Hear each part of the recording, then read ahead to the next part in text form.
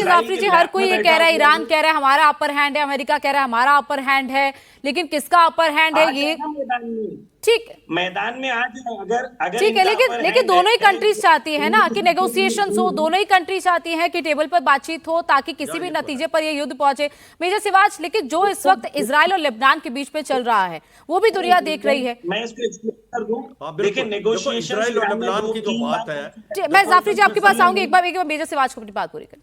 देखो इजराइल और लेबनान के जो बात हो रही है, जब तक हिजबुल्लाह को वो बिल्कुल खत्म नहीं कर देगा, लितानी नदी से आगे जो शिया डोमिनेटेड एरिया तक नहीं पहुंच जाएगा, ईरान रुकने वाला नहीं। ईरान को लगता है कि उसके लिए एग्जिस्टेंशियल थ्रेट है हिजबुल्लाह की तरफ से, क्योंकि वो नॉर्दर्न इजराइल पे हमले करता, आपको पता है। हाँ, और ये लेबनान से नॉर्दर्न इजराइल पे, वहां से 1 लाख के करीब लोग पलायन कर चुके हैं। तो इजराइल नहीं सुनने वाला अमेरिका की, वो वही करेगा जो उसके। देखो ये समझना पड़ेगा कि आप बार बार बात हो रही है कि भाई स्टेट ऑफ हार्मुज को ब्लॉक कर दिया है जो ईरान ने, मगर इसका एक काउंटर निकाल दिया अमेरिका ने। उसने भी नेवल ब्लॉकेट लगा रखी है। नेवल ब्लॉकेट से क्या हो रहा है कि ईरान के पोर्ट में भी कोई भी शिप नहीं जा सके, और इनका सारा का सारा जो ऑयल है वो खर्क आइलैंड से जाता 90%। अब जो हो क्या रहा है कि जितनी भी स्टोरिंग फैसिलिटी थी वो भर चुकी है। अब आने वाले टाइम में अगर नेवल ब्लॉकेट नहीं हटाता है अमेरिका,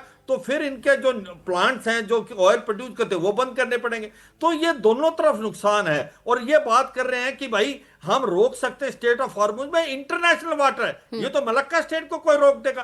पनामा और आप जो बात करते हैं स्विच किनाल की, वो आर्टिफिशियल वाटर वेज है, वहां पर जो मेंटेनेंस के लिए पैसा लगता है। तो ये समझनी चाहिए बात कि हाँ, आपने ईरान ने अच्छा लड़ाई की, मगर आपने गुडविल जो लोगों का पूरे वर्ल्ड का वो नहीं है आपके साथ, जो आपने किया है स्टेट ऑफ हार्मुज में। इसको ब्लॉक करके आपने दुश्मन बनाए हैं, क्योंकि स्टेट ऑफ हार्मुज ब्लॉक होने से पूरे वर्ल्ड की इकोनॉमी डिगमगा गई, फूड फ्यूल फर्टिलाइजर बढ़ गए। तो ये सच्चाई है। ये सोचना कि ईरान के पास ट्रम्प कार्ड है, मुझे नहीं लगता। मगर ये है, दोनों तरफ से लड़ाई नहीं चाहते, ना अमेरिका चाहता ना ईरान चाहता, और इसलिए समझौते में जाना चाहिए। नहीं जाएंगे तो ये लड़ाई का समझौते में जाना चाहते हैं, इसीलिए ना अमेरिका अपने ट्रूप्स भेज रहा है, ना ईरान किसी तरीके से अटैक कर रहा है, और दोनों ही देश चाहते हैं कि किसी भी तरीके से युद्ध रुके।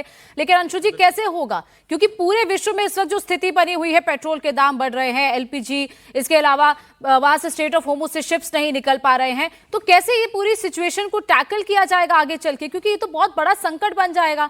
और अगर इजराइल लेबनान पर इसी तरीके से अटैक करता रहता है, वो तो हिजबुल्लाह को पूरी तरह खत्म करना चाहता है।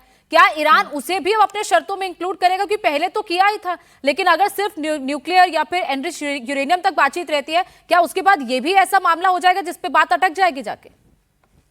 गोनिका, ये सारे वो बिंदु हैं जिन पर पहले भी जिनेवा और ओमान में बातचीत अटकी थी। क्योंकि हम याद करें कि न्यूक्लियर मैटर्स को लेकर दोनों पार्टीज के बीच में सहमति बन गई थी। तब ईरान राजी हो गया था कि एनरिच्ड यूरेनियम का इस्तेमाल शस्त्र अस्त्र बनाने के लिए नहीं करेगा। लेकिन जब अमेरिका ने कहा कि हूती, हमास और हिजबुल्लाह ये आतंकवादी संगठन है, आप इनको पल्लवित पोषित करना बंद करो, इनकी वजह से पश्चिम एशिया में शांति और सुरक्षा पर खतरा उत्पन्न होता है, वहां ईरानी ऑफिशियल ने साफ कर दिया था कि यहां पर आपकी ये शर्त हम नहीं मान सकते।